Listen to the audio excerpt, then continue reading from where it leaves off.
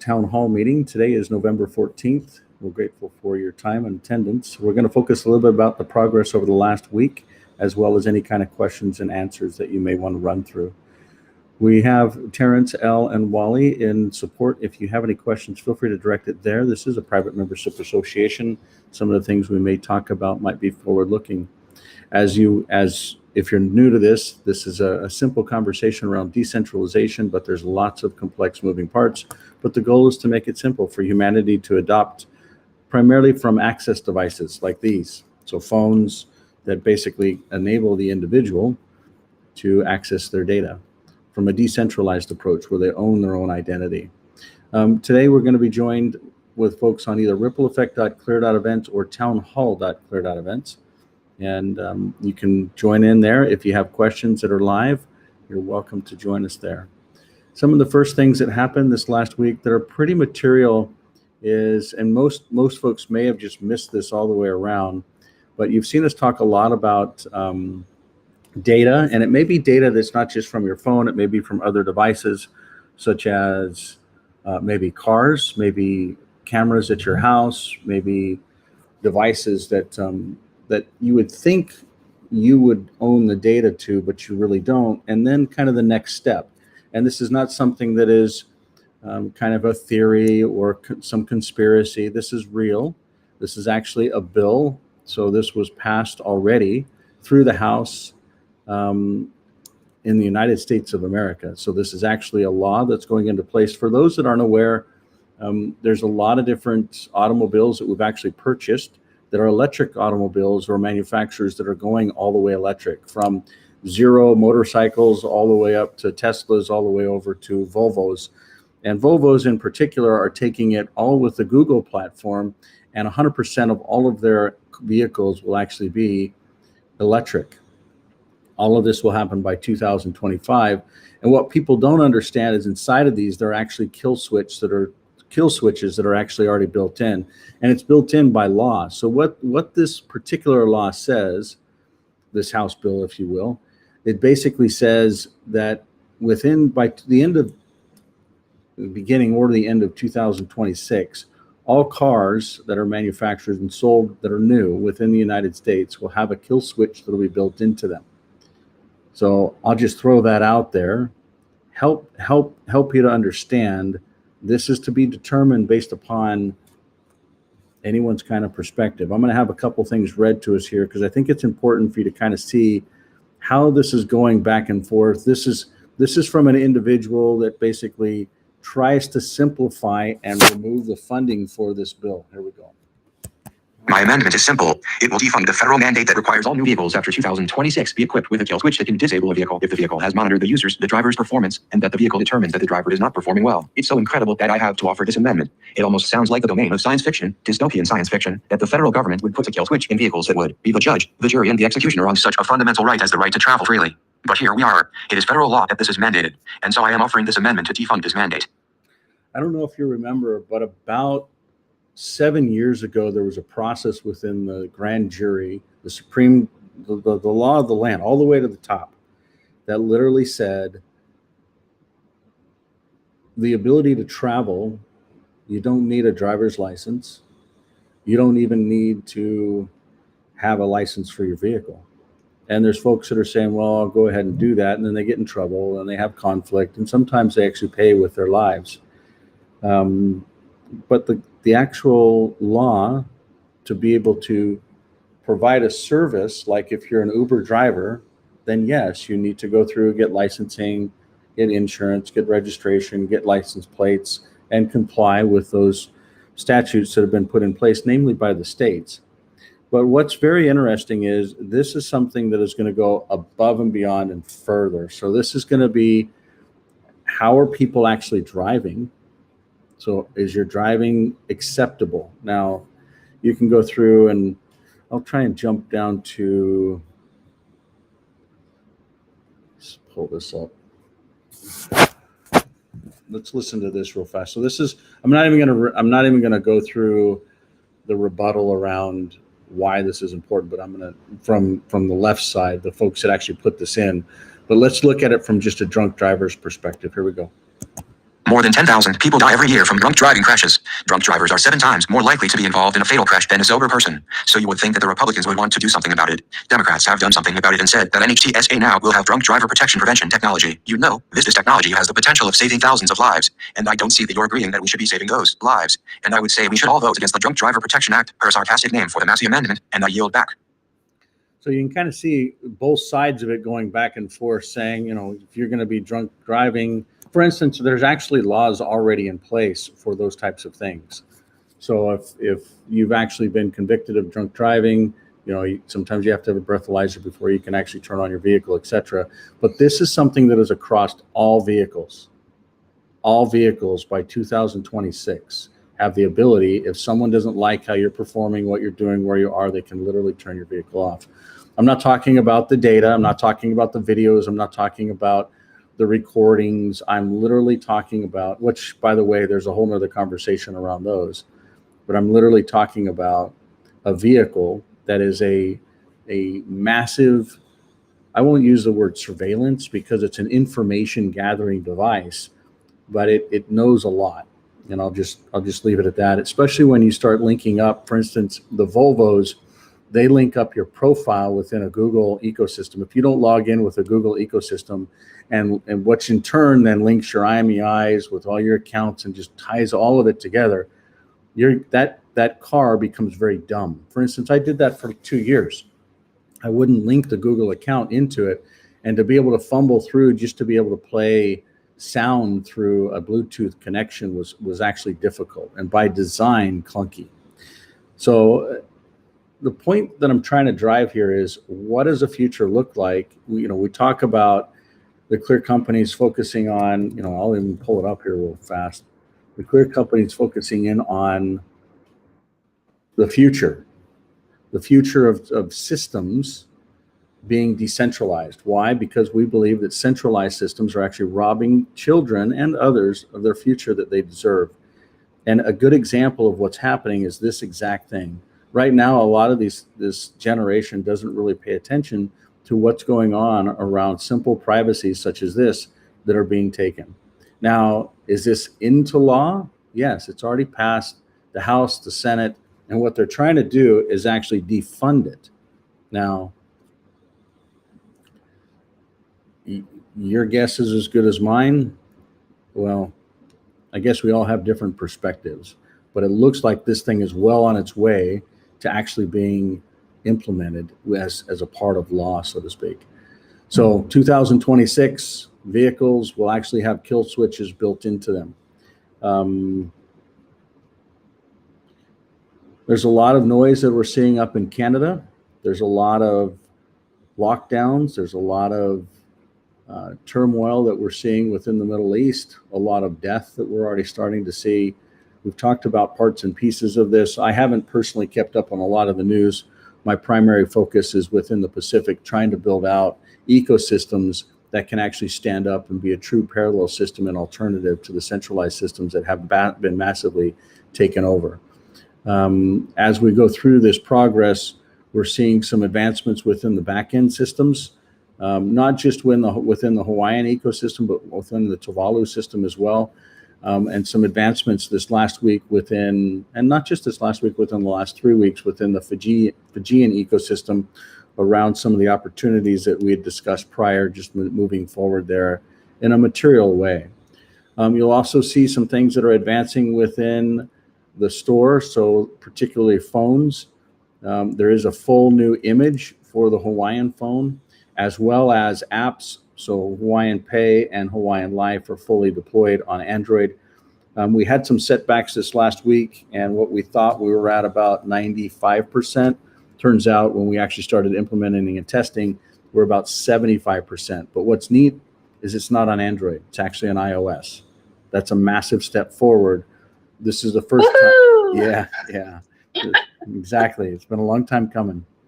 This is the first time that we've actually started seeing iOS getting loaded up with Clear Life, and it's actually got Clear Life and the Clear Wallet built into it. And so we're actually going to start with some of these Pacific countries. If we're able to get some material adoption, and when I say material adoption, I'm talking about models that can actually implement these applications around voting, around identity, around genealogy, around validation, as well as some things that have happened within this last week. And I personally think it's a massive advancement, but there's a lot that has to be realized for this to be able to take place. And I'll go ahead and jump into what that is right now. Let's see if I can find it. So, no, this is not good. What you're looking at is the beginning of a chart that actually helps folks to roll out a new financial system that today, and I'll see if I can actually just grab a pointer here.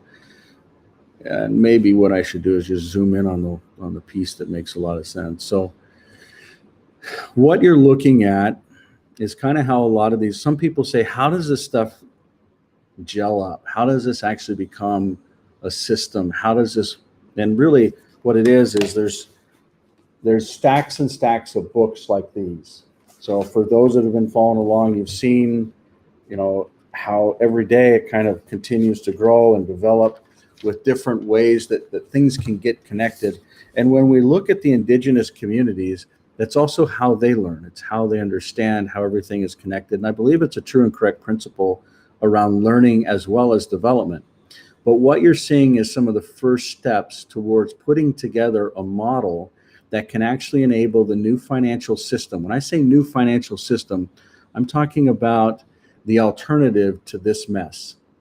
What the world is calling a national quantum initiative, or a new type of a system that will actually tie not just artificial intelligence and machine learning together, but it will link everything that we're doing, whether it's from vehicles to finances, to land management, to credit scores. When I say credit scores, I'm talking about carbon credit scores that also take the Fair Isaacs score to a whole nother level, or some people may know it as FICO scores, to a whole nother level. And it's not just a profiling concern, but it's a concern for the future of humanity as it relates to artificial intelligence and machine learning linked to that. And so the reason that we bring this up is it's very important to understand that as new systems can come and replace it, there has to be a massive element of why. Why should someone care? Why should someone invest the time to actually pull down an app and start doing something that may be different? I don't know if you remember, but about maybe 12 years ago, Venmo was not a common phrase. Even though there was PayPal, even though there were other systems that were out there, Venmo and then Cash App were two things that kind of started in on a stage to create a new way to be able to send money and receive money. And now, if you're paying attention, there's really two ecosystems. One that is around Square and Cash App, and one that is around PayPal and other systems that tie to that, which I won't dig into right now. But and you can even look at Venmo ties to that, okay? So you've got two different systems, but who is behind these systems? Where did these systems come from? And how are they funded? For instance, Jack Dorsey is actually the CEO of both of the organizations around Square as well as Cash App, at least at one time. Who else was he the CEO of? Twitter, now known as X Corporation. I personally believe that there will be a massive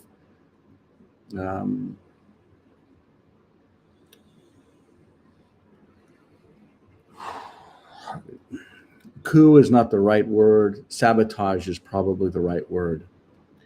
If you've used Twitter, you've seen systems degrade. You've seen things that you used to rely on and count on not work, as just a simple being able to view things.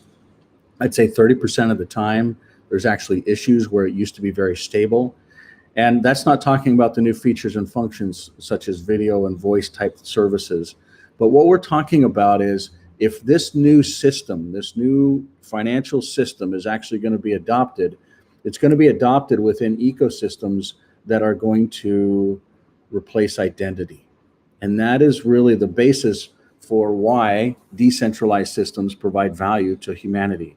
It provides the identity to the individual and not some central collaborative or ecosystem that can profile them and then enslave future generations. And people may say that's too strict of a word, but it's not even close to how brutal the future reality will be. Yeah. I don't think we need to focus on fear, uncertainty, and doubt. I think we're living it. I think especially in a lot of ecosystems, there's a gentleman that I really respect that talked a lot about why are things getting locked down so hard up in Canada? What's the basis for it? What's the reasons for it? What's the justifications for it? And that's, in my opinion, a very small topic compared to the things that are going on over in Israel or over in Ukraine. We all know that there's a bigger plan here, and we all know there has to be an alternative to be able to realize a parallel system to it.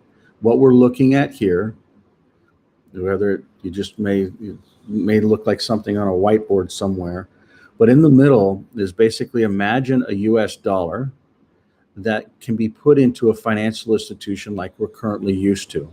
That financial institution can then issue a digital asset. So we went from a physical asset to a digital asset with the existing banking infrastructure. And we do it with banks that are actually strong banks in their local region, but they also understand solid roots within indigenous different communities that are out there. So they want to be relevant, but they also want to be a part of the future, and they can understand that things are changing within the financial industry. And it's not that they want to take risks, but they want to enable things. So for instance, a lot of the banks that are out there, especially in the United States of America, just to get the FDIC insurance, which is only up to $250,000, in some cases maybe up to $500,000, you basically have to use a certain ratio. In some cases, the loaning ratio is 10-1. So for every $1 inside of a banking ecosystem, they can loan out up to 10. But in this ecosystem, the goal is to create 1-to-1, and it has to be auditable. So when you look at things that happen with other things like Sam Bankman-Fried and the others folks that are out there, it has nothing to do with this type of system, but massive fraud underneath the cryptography and ratios behind it. So it's really a similar thing where people thought they had assets and they just didn't. Not only did they not have the assets, they didn't own the assets. In this ecosystem, the individual actually owns the asset as well as can actually validate that that asset is there. You're going to see, and I hope that this doesn't have some real negative impacts, but I believe that there's going to be some difficult things in the future, primarily around stable assets like Tether and others that don't have these same types of ratios. But here's the key. If a physical asset like a US dollar having a 1-to-1 trading pair, let's say with an asset within a new kingdom were to be stood up, and it's a 1-to-1 ratio, and the technology that is within this new financial system, it replaces SWIFT and the clearing houses and the Visa systems. It literally replaces all of those, and it actually has transfers in real time with full settlement, so people can actually validate that this transfer happened, and you can make sure that there's not a double spend event that's going on, which is really the basis for what cryptography or crypto or Bitcoin has accomplished within the last 13 years, is proving that that can actually happen. But majority of that stuff is happening within like 10 minutes to 3 minutes, depending if you're talking about Bitcoin to Ethereum assets. But and some people argue and say, no, I can use Lightning and I can do these different things in real time, but it's not true. You're doing the same thing that Visa does on the merchant network, where you're basically saying this address to this address has the ability to transfer assets, and they're in the middle of it, basically centralizing decentralized systems. And they still don't clear it in the same amount of time. And when you really understand who really runs and owns the Lightning infrastructure, when you dig real deep, it's banks and Visa that actually own it. But in this ecosystem, it will directly compete with the banks and the Visas that are there, but it also rides on similar rails. Now let's explain. So what we're seeing here is, let's say that this represents 100%, so $1. So if $1 was spent, today we're already used to paying between 2.8% all the way up to 3.8%. In some cases, if it's American Express and others, it may even be more. Or the fees for the cards may be more. But when we look at the spending associated with it, imagine if the spending could actually go to run a kingdom, as well as pay folks for driving awareness within that kingdom, as well as actually provide value back to the merchant that's accepting it. Now, think about it. We just replaced the Visa system, and you can actually interface with the Visa system. Like if you wanted to go back from a digital asset back into a fiat asset and then come off into a Visa, you could actually do that. Now, you're creating a taxable event as well as charges when you do that. But if we do this at scale, so for the value of what we're working on with these different apps, and when I say these different apps, I'll jump into Hawaiian Life is the one that really is front and center, and in my opinion, one of the most important projects that we currently are working on, as far as not just within the Clear companies or within the digital world, but I believe it will actually span across the globe in a very material way. But when we look at it, we're not just talking about the Life app or the payment app, but how all these systems come together to create a new financial system that will parallel the existing systems that are out there. And it's not just the Hawaiian Kingdom, but imagine other ecosystems. Imagine Tonga, Samoa, Aotearoa, some people know it as New Zealand, the Cook Islands, some people know it as Rarotonga. These different cultures, Vanuatu, Tuvalu, they have their own currency, and they're following an ability to have a coalition that actually shares assets across countries. So instead of doing what's known with Ripple and XRP and CBDCs, it's the opposite. It's actually going digital and then enabling the countries to actually go from fiat, like this chart represents, from fiat money to digital money. Now, one could argue that says, okay, well, what if I want to exchange, let's say, a Samoan dollar with a Tuvalu dollar or with a Fijian dollar? Yes, there can be an exchange that layers on top of that. The math that we came up with, we believe the whole foreign exchange industry up to $50,000 in real-time transfer can actually be done with about $7.5 million. So that's about 150 countries with 50 grand that can be transferred at any given time.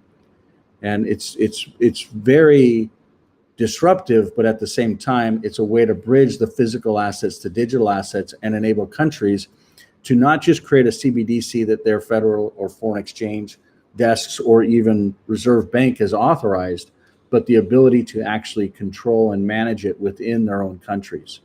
So, but we're also using the similar technology that will actually interface with the Ripples and the Stellars and the XRPs and the SLRs assets within the what we call the digital asset checking ecosystem. And so what that really means is when you look at these types of transactions, for those that have not, let's see if I can find one.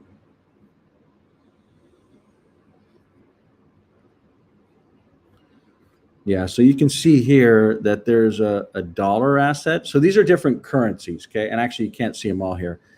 This is probably not the most up-to-date system either, but you can see that there's a lot of different currencies. This is a Hawaiian wallet, so it's gonna have currencies that represent different types of assets. Maybe a dollar that may be stable to maybe a US dollar or others, maybe a Visa for an on-ramp, off-ramp type ability. And there's two different levels of KYC if you want to go off-ramp versus on-ramp or both. Then maybe there's actually a coin, and that coin could actually fluctuate similar to the other assets that you already see in the ecosystems that are out there like Bitcoin, etc. But imagine within different countries how these different assets can come together, not only within the respective countries, but also country to country. So for instance, let's say that and we'll use an example within Tuvalu, okay? So let's say that within Tuvalu, their payment system, someone that pays them a lot of money are fishermen from different countries. Let's say they charge 10,000 Tuvalu dollars, let's say it's equivalent to an Australian dollar, per day per boat. Imagine if you're able to actually bill and validate that that boat within a particular region is actually fishing and has paid for their ability to fish. Imagine the ability to have country-to-country transactions and the auditing and history behind that and some of the benefits that would occur. Imagine, and I've got another slide deck on this that's pretty, let's see if I've got that. Yeah, here's a fun one. So imagine if you've got the ability to actually have, and I don't want to convolute that, so we're just gonna simplify it with this. Well, no, that's not it either. Well, I'll go through the whole thing. So there's really two different types of transactions. On the left, so you've got someone, and I don't, people have heard me talk about employer-employee type relations as a form of slavery as well. But when you really look at it, you've got people that are making money, whether they're under a contractor, employee, influencer, however it works out, but they've got the ability to have a way for the individual to make funds and then spend funds. So make funds and then spend funds. And imagine when you can actually go and spend funds, if let's say that a sales tax, if there were applicable, was to be paid in real time. Let's say that a margin for the store owner that's marketing and housing the merchandise is paid in real time. Let's say the product or the vendor.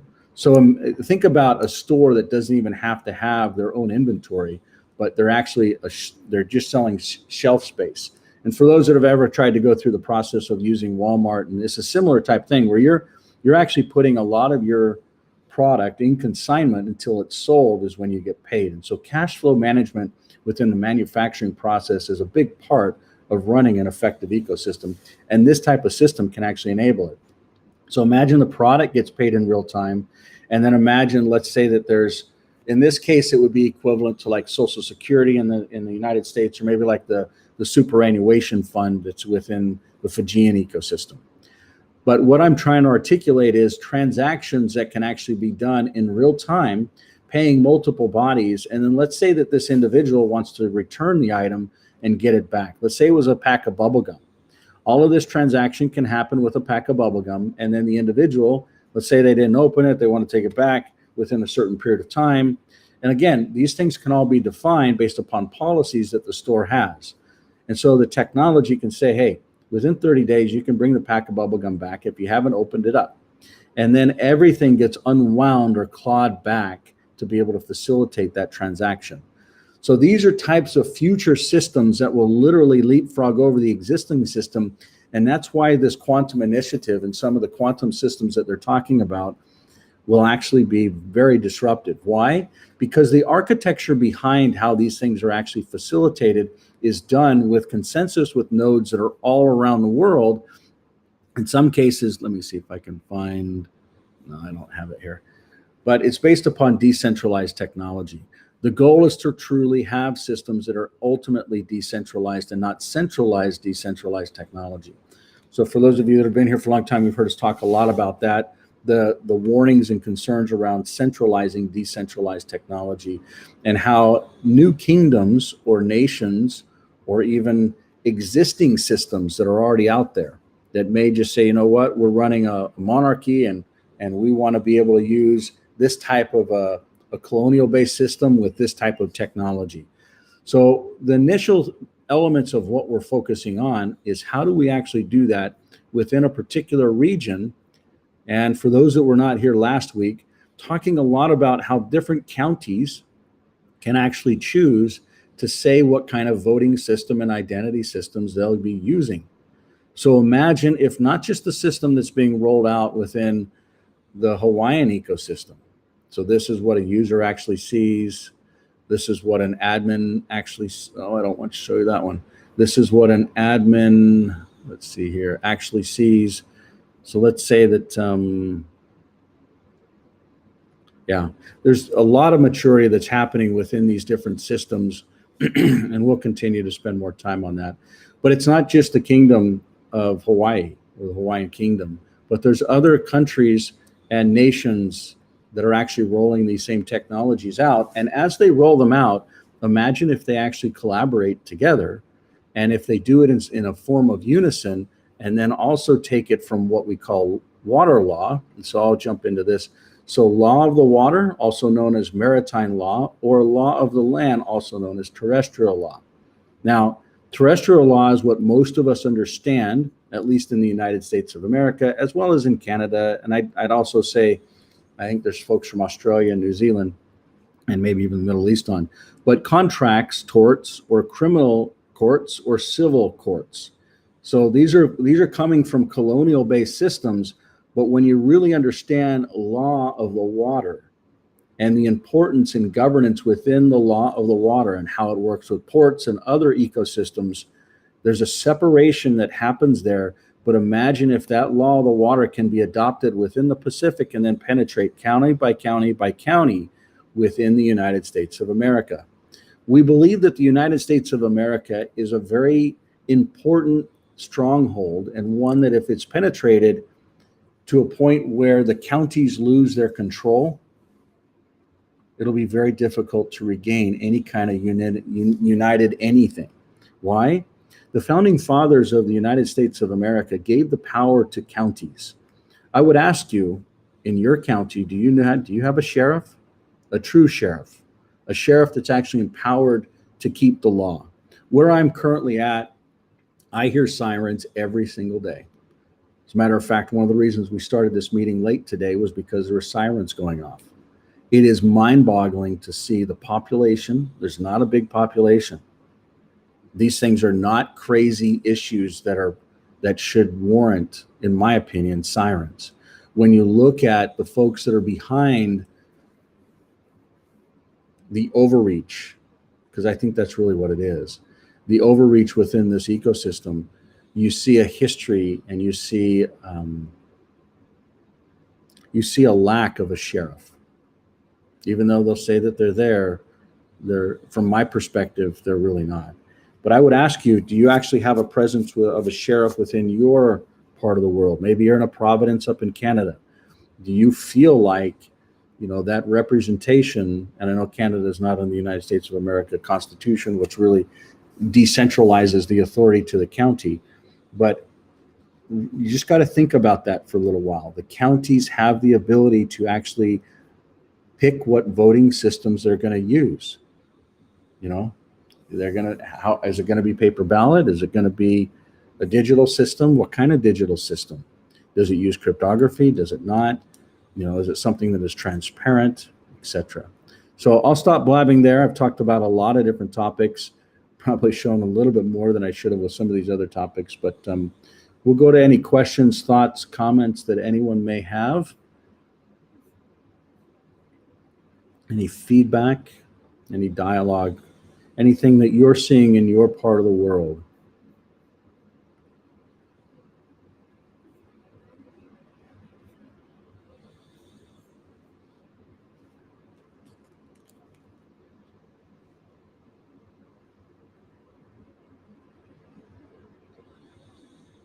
Hey, Mike. Yeah, go ahead. Just had an interesting discussion with the customer service manager at our large supermarket here regarding the removal of cash and the removal of staffed checkouts, and that they're directing people into the self-checkout, which, as the manager just shared with me, is no longer program managed but AI managed. So these things are happening thick and fast down here in Australia, the test tube for the rest of the world. Yeah, we're seeing similar things where cash is just not accepted anymore. And not only that, we're seeing inside of stores where you turn in cash and you get a prepaid credit card. I don't know if people are seeing that. And you turn in cash and you can get a Bitcoin or a digital asset. We're seeing that as well. Other thoughts? Yeah. Go ahead. We were just in another mall last night and saw a Bitcoin machine, and curious how that process works. And yes, there are reverse ATMs now when you put cash in and get a prepaid card out.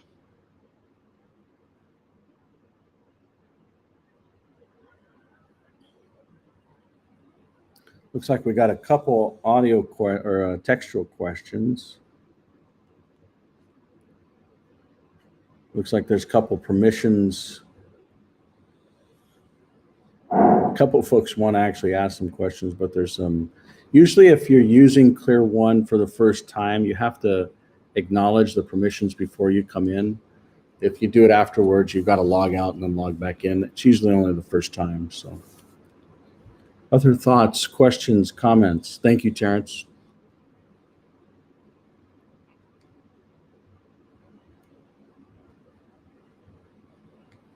Any feedback? Hey, Michael, I got something quick that I can say just about the quantum system that you pulled up there for science and technology. What I see from this perspective is because like physics has gone straight over to pursuing quantum information together, and this might not make sense to anyone on call, but Einstein didn't finish his theory of the space-time continuum of high-frequency gravity waves. So it wasn't actually what he said. It was m equals c to the power of 4. And I'm actually working with some aerospace engineers, and we have some detectors that we've actually put forward to some big institutions to actually to find the, I guess you could say the Big Bang or the Big Birth or what you want to call it, because they're searching for the wrong frequency. They're searching for the low frequency, where the high frequency is like the small pulses, probably like 10 to the power 3. So it's like people have quantum leaped over before kind of going back to hang on, what was the problem here? And a lot of it was like systematic mechanics of an energy system. So I think when it comes to like the space-time continuum, what Einstein was talking about, that's like the frequencies of the fabric of space-time. And this is like the 4D, 5D world that we live in, where most people's thinking is from this like 2D, 3D world.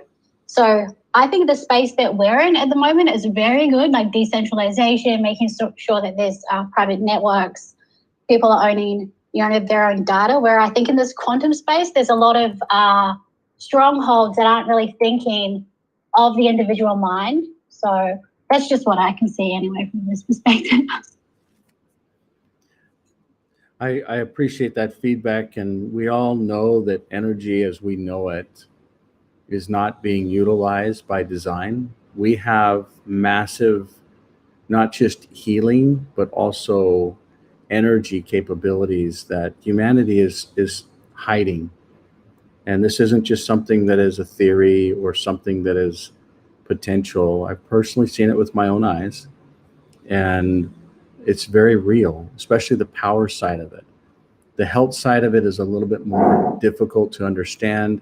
But I think the gentleman that actually enabled a lot of the comments that you just made around, at least as far as recently, around inventing the microscope and being able to see what's happening at the cellular layer and then testing it with different frequencies, that is very, very important work.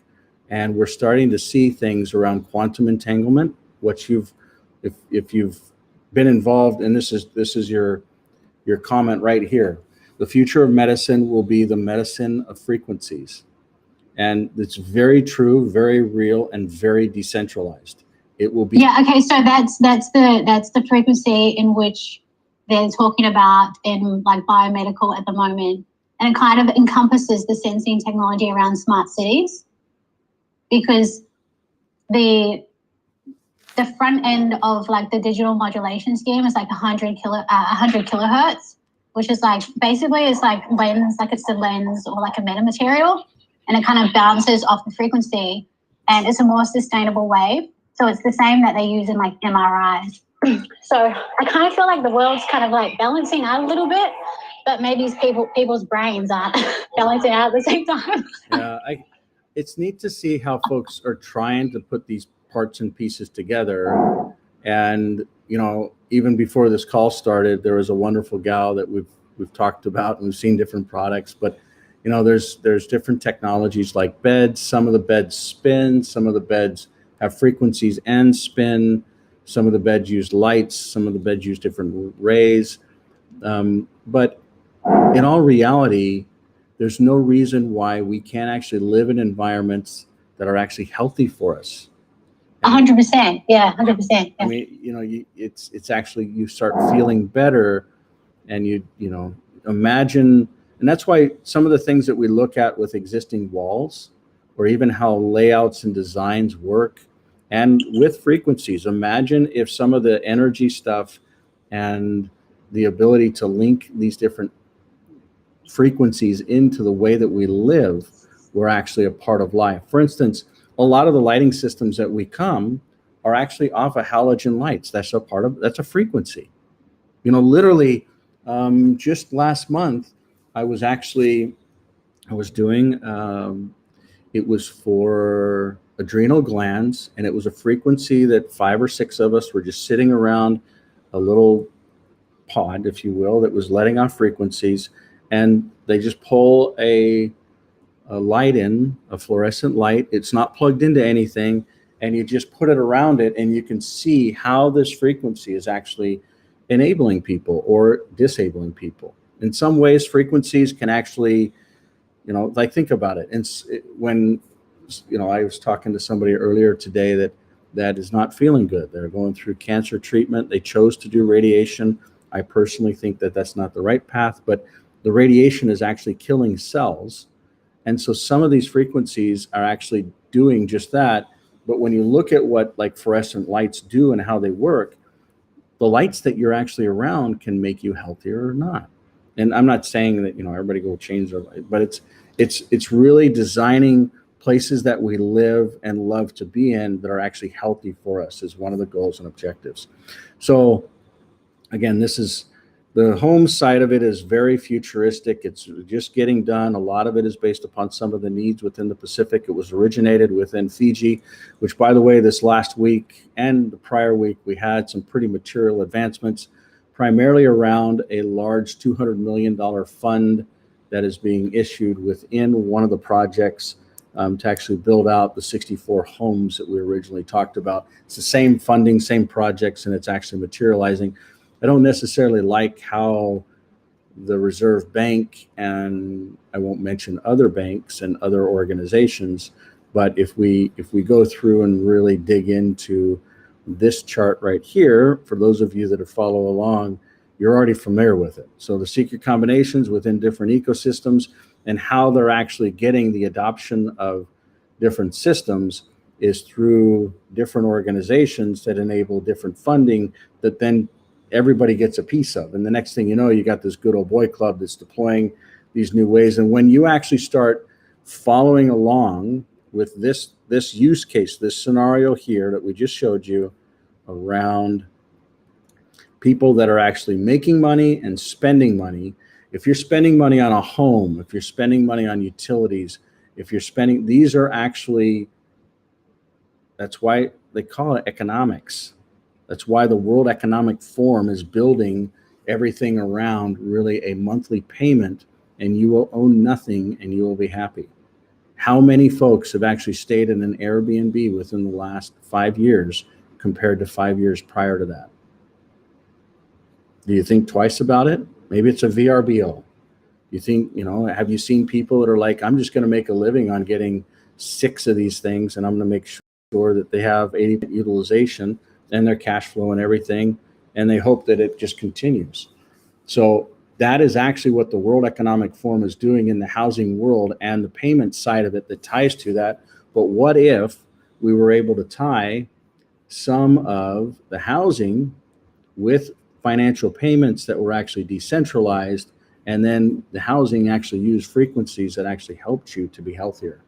Now, a lot of this stuff is absolutely in the future. When we talk about this, for those that have followed along for a long time, the Clear Health side of it had a lot of legs. And I would argue that when we look at a timeline, the Clear Health timeline is still 2024, but a lot of the technology that we actually talked about in those days is actually 100% developed, realized, and not only that, but passing through the FDA process. The problem is it's doing it on the wrong side. But the goal is to build parallel systems that both sides can actually enjoy and utilize this, but for the power of the individual to have choice, whether they want to be a part of the smart cities and the centralized systems, or they want to be a part of the opposite side of it, where life can actually be decentralized. And when I say decentralized, I'm not just talking about, like how the universe and stars work. I'm talking about how the individual can actually be free and sovereign and independent of the existing centralized systems. Some of the other thing that's been interesting to me as I've been around this ecosystem here where I'm physically located, there are people that actually pay to have no cellular or Wi-Fi systems around them when they sleep, where they live, where they go. And some people are like, I can't believe that because I want to communicate and I have to have this interactions, but these are very real. Other things that have been solidly entertained is, what about on a ship in the middle of the ocean? How do these waves work? Is there power inside of the waves? Do the waves actually clean things as they crash on the shore? And there's so much that this earth is just literally enabling us with. And the two topics around frequency and is energy, which is really ambient frequencies and technologies, and health. And you'll notice these things are in the future. The goal is to really enable pieces of this within some of the home side of it, which is not our core competency. There's another company that we work with that is their core competency. This week, they're actually moving from California to Utah to open up a facility there. You can kind of see the locations that you'll see here. So one is going to be in Utah, and they actually use the same technology. So it's SIP rails or SIP panels with rails that basically build it out. So you can kind of, if you really look in here close. So the factories are using the same technology, and all of the piping and power and water and sewage and all this other goes through these different systems. But then imagine actually being able to build it within the Hawaiian Islands as well. And then not only manufacture for the 2,800 homes and many thousands of facilities that need to be rebuilt, and rebuilt in a solid way. One of the eye-openers this last week was just sad to watch what they're doing with boxables and these stupid containers where people do not want to live in that type of ecosystem, especially on an island like Maui. One, you have wonderful elements to be able to live in. Today it was kind of crazy with winds and even last night, but the point that I'm driving at is a lot of these systems are not conducive to live in. Have you ever used some of these air conditioning units and stayed close to it and just watched how you felt? I know that a lot of people are like, no, turn the air conditioner unit off just to stay healthy. Some people get used to it, but I would argue that frequency ties to different units as well. So frequencies are very real. And what Rife did to create the microscope, as well as when we use telescopes to look up into the universe, we know there's frequencies up in the universe.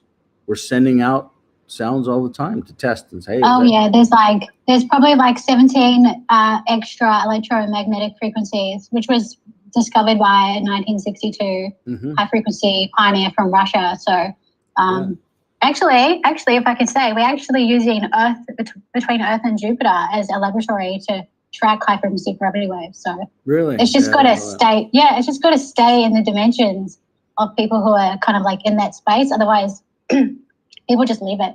They just forget about it. So it's just tracking the research, Yeah, that's new. I didn't realize that. No one would.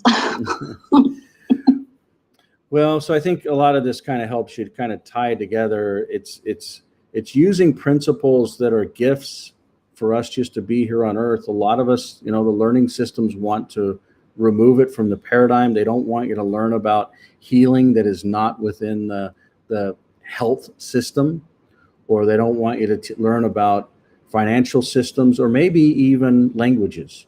Last night I had a wonderful opportunity to spend some time with some people that I love and respect and are spending more time with.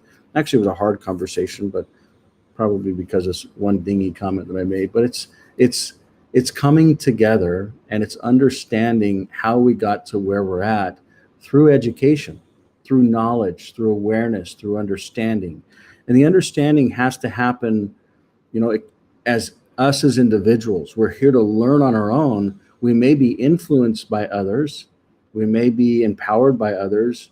We may need to rely on others' knowledge or testimonies or understanding for a period, but the goal is for us to actually learn it on our own. And I believe that's just a part of life, even if it's something where maybe we don't get to realize some of these things that you talk about, Becky. I mean, Becky, you're talking about like Tesla. For instance, in Utah, where I live, there's a creek called Deer Creek, and it's actually a big lake, but it's got a dam on it. And that is the first dam that Tesla actually developed to actually create power. And it still operates today. But that dam was also a very big liability point, because if someone, you used to drive over the dam, if someone just created a little explosion right there, next thing you know is that dam becomes a very big weapon. And so you got to think through some of these different technologies. And when I particularly talk about Clear.energy, so you're seeing batteries here, and you're also seeing, for instance, this last week, I went to a home that had 4 different Tesla battery packs, and they were like, we had to have internet that actually ran this. I'm like, yeah, we know. I mean, when you really dig through, and as a matter of fact, for those that are not aware, I'm going to go to clear.co.com. You'll find the secondary navigations down. By the way, Clear Foundation backend within this last week has completely gone down. I won't go into the details as to why or how, but there's some understandings there. But that also went down the secondary nav here as well. But when we jump into one of these, and I'm just going to jump into Clear Cellular, I'm going to change the Clear Cellular URL to energy. And what you'll find inside of here is this document, which, by the way, is an amazing document. And if you want to learn more about the health side of it, go to health.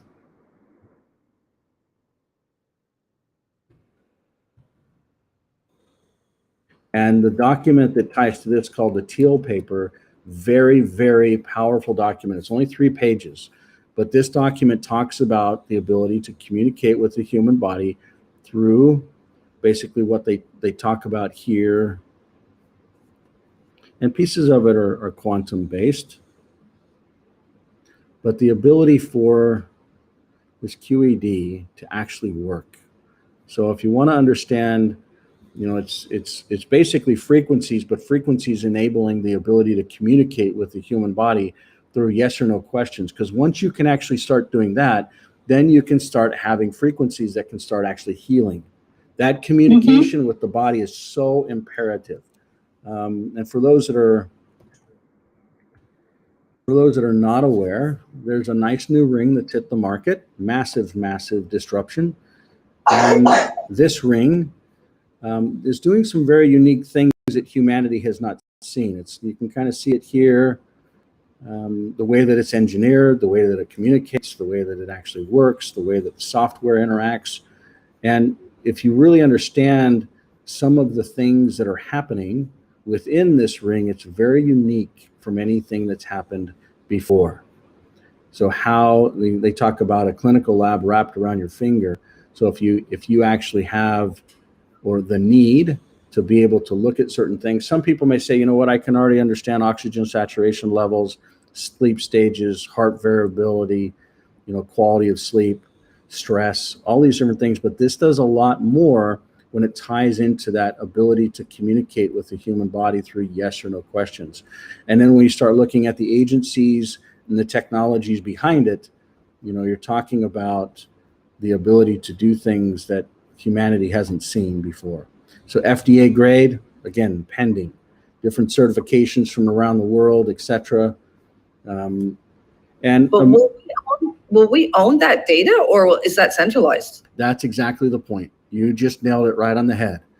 Imagine if this actually becomes reality, just like this dinky policy here. So everyone now has the ability to see what's going on in your car, whether it's on the roads, whether it's through mics, whether it's through sensors, whether it's through speed, but then they can shut you off. Kill switch 2026. Identity 2025. Imagine if this thing actually becomes a part of reality within the next, not just up to 36-hour charge, but imagine in the next 36 months, this becoming something that gets issued. How many of us think we have sleep apnea? Which by the way, I gotta put a plug in for.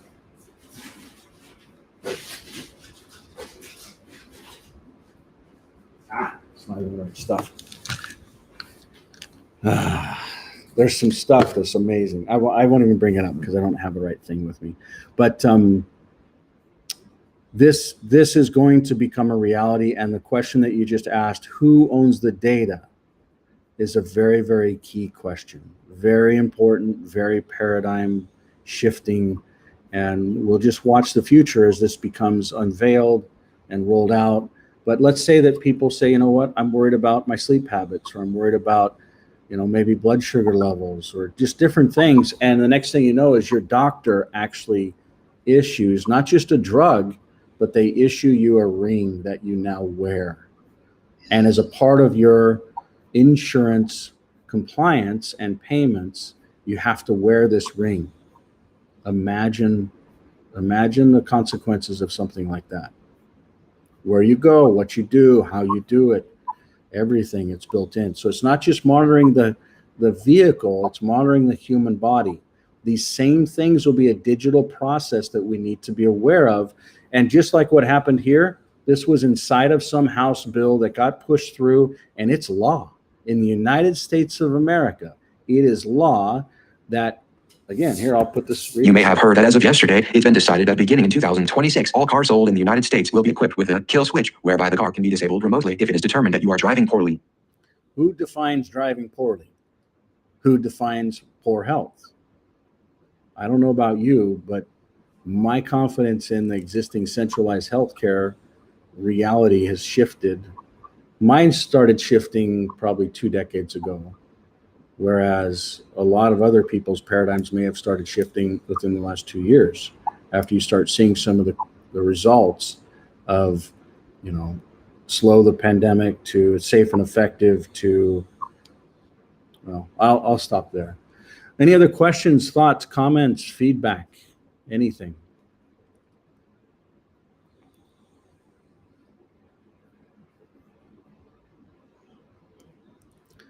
I want to thank you for joining us today. We'll go ahead and wrap up. We will see you next Tuesday, which will be the 21st of November. Today is the 14th of November. Thank you for taking the time. Thank you for allowing us to report out and be accountable to you. Know that the goal within the next week is to actually stand up some formal ecosystems that are councils that will then come together to create a consortium or a coalition within the Pacific. Very important.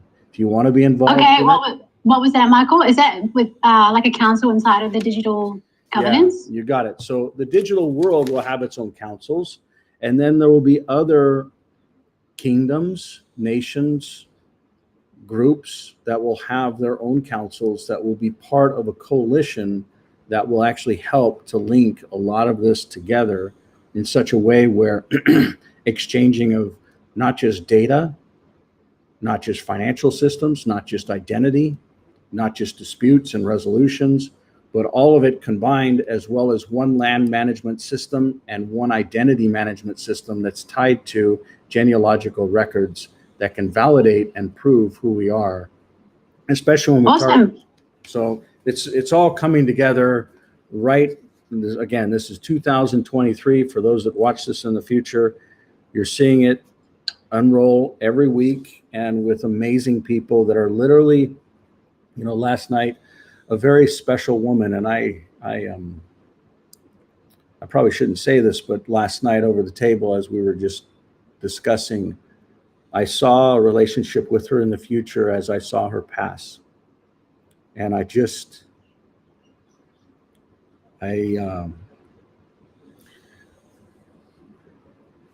there's a lot of people that just show up for the right reasons at the right time.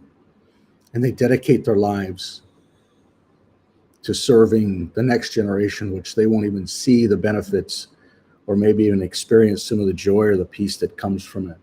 But I'm grateful. I know exactly what you mean. Mm-hmm. Yeah, there's more greats than we think, like we think of Einstein, Nikola Tesla.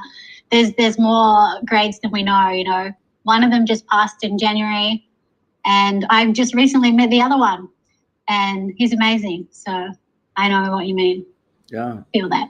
Yeah. He might Einstein was a very good example. Tesla was a very good example, but it's neat to see not just these scientists, but normal grandmothers and mothers and families that come together for the betterment of humanity. And I'm grateful for the opportunity to start getting to know them, even if we may come from different worlds. But thank you for all of you that tune in from all around the world and just are a part of this shift. And I look forward to actually, I look forward to you being able to actually start interacting and being a part of a voice that is heard within this digital world, within other kingdoms, within other nations, within other ecosystems that come together to actually start working as one. Because we're on one earth and we're one people, and humanity is not just American versus Hawaiian. Humanity is all of us together. No matter what dialect we have, language, tongue, culture, people, religious dialects, political perspectives, we're one people and we need to come together, at least in a way where we can be one voice for things that are being taken over. And people know it. People know that this stuff is not natural. People know that things are being controlled inappropriately. People know that new systems are rolling out. And just like we see a simple kill switch within an automobile, and people may think, it's no big deal. And I would agree with pieces of that. It's not a big deal, but what it can be, if you're just determined that you're driving poorly, what does that equal? You know, another gentleman last night talked a little bit about his experience within Japan. And he said, if someone is actually at a bar and they're drunk, they actually send two vehicles, two drivers, one that basically drives the drunk individual home in their own vehicle, but they're driving it, and the other one to bring them back to the bar so they can leave. So, and then in New Zealand, and I said this long ago, and he reminded me that, if you're in an automobile accident, you don't just go sue happy like you do in California or across the United States. You just don't do it. People are there to actually care about one another. And so you see different attitudes on the road, different courtesies on the road. And you're tolerant with other things, which I don't necessarily believe, but they're pulling people over. Everyone on the road gets pulled over and breathalyzed. And if you're drunk, they throw you into a little trailer that's right there on the side of the road. You park your car and then you sleep it off. Or, it's just a different way to treat humans. And I think we've seen that pendulum go from very strict, maybe it's around gun control or drug control or whatever, all the way to the other side, where you see drug control going out the window. Like, I want to say a month ago, we were in San Francisco and saw a society that was drugged. I mean, it's not just people that are using things inappropriately and defecating in the streets and crazy, but I'm convinced that these people are actually given drugs because they're just standing on the side of the road as zombies. They're not eating. They're just standing there hunched over. It's just, anyways, I don't want to end on a negative comment, but what I want to do is I want to say the way that we all see different realities and experience different shifts, especially as we're going through a shift right now, it's beneficial for us to collaborate together. One of the things I'd want you to also kind of think through is, are you self-reliant in your own part of the world? Are you self-sufficient? If supply chain was to shut down, let's say for a week, what would happen? So just do the simple things to be prepared in your own part of the world. Doesn't mean you have to go crazy prepper this or that, but a simple, week's capability to survive, even if it's an emotional thing for you. And I believe that a lot of this is not necessarily a physical survival or an emotional survival, but a spiritual survival. At least that's definitely true in my world. But grateful for the time to be able to spend with you. Have a wonderful week. We'll see you on the 21st of November. Bye, everyone. Thank you, everyone. Thanks, Michael. Thanks, everyone.